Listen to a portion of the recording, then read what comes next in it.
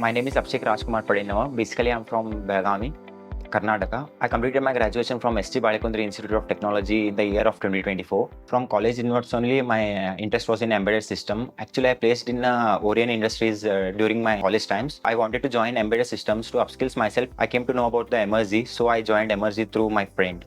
Coming up to the academics, as we all know, the colleges are telling about only a theory subjects and they will not provide the practical knowledge.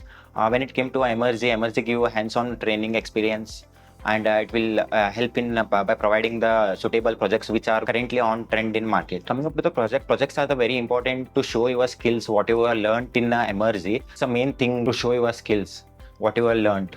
First most question was asked in my interview was the project which I have done in Emertxe, that's based on the C steganography.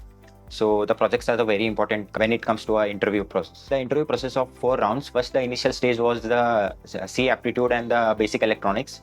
Afterwards, the second round was coding, which was C programming.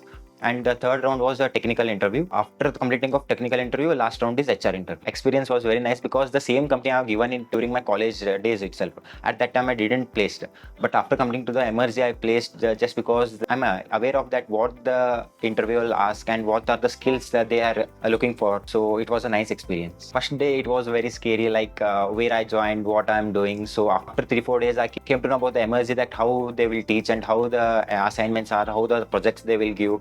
So afterwards, it was amazing experience. Go with your passion, what you want, go with a trend. Now the embedded systems are very good. So be honest. That's it. Thank you.